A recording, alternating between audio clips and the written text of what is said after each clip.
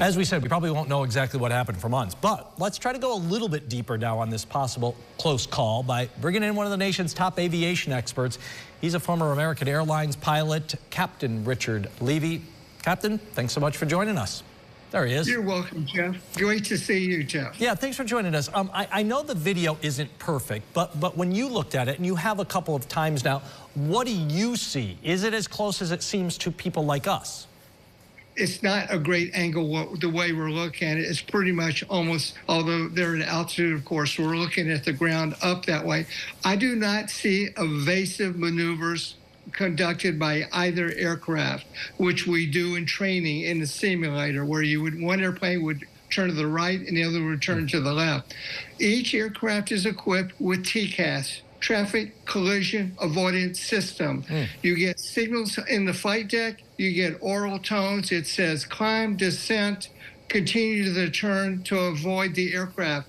That could have been activated, Jeff, in both aircraft, and at this angle, they really were not that close to each other. The radar controllers at the approach control will be able to tell exactly the altitudes, as will the flight data recorders when they're pulled from the aircraft. So maybe why in one of the transmissions, I think it was from the American pilot, he didn't seem really a little surprised, but certainly not panicked by it.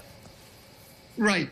That was a go-around, we call a missed approach. The air traffic controller in the tower said to the American Envoy aircraft to go around. And that is part of every airline training, to execute a go-around. Now, when it's not expected, you may have heard that in the voice, but it's an automatic reaction. We're always prepared to execute a go-around. How often, though, does that happen, would you say? I flew for almost 41 years all around the world. I believe I've executed in a real aircraft one go-around. Oh, okay. Okay, so it doesn't happen all that often, but it's there certainly when we need it.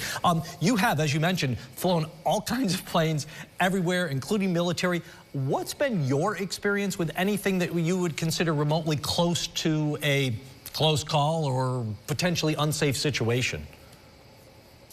I'm sorry to disappoint you, Jeff. Next to zero. I'm not a risk taker. I learned that very early in aviation. I was flying to Hong Kong. There was a typhoon coming in. We diverted to Seoul, Korea. There's not worth taking a risk. I've had a hydraulic failure, never shut down an engine. However, we do this in the simulator, the go-arounds all the time, and have engines on fire. Never had an engine on fire. Only shut one engine down in 41 years and really didn't have to. It's called precautionary shutdown. But we do not take a risk. It's not worth it. Yeah, that's good news. I'm glad to hear it.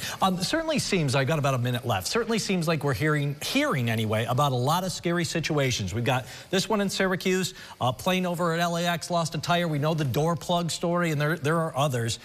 Are they happening more, or are we just hearing about them more? Like, what's your concern level? What's the traveling public? What should we be concerned about?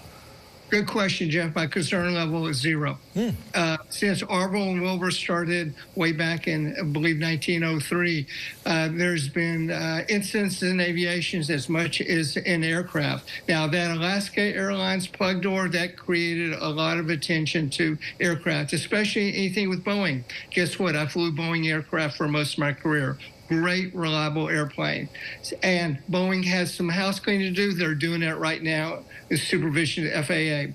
But for safety, I say to your viewers, fly commercially.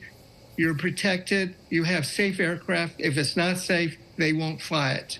And that is the word coming from an expert who knows very well. Captain Levy, I couldn't thank you enough for your insight on all this. Love to talk to you again sometime. I look forward to it already, Jeff, and welcome back from Paris. Thank you, sir. You be good. We'll talk to you. Thank you. Bye, Jeff.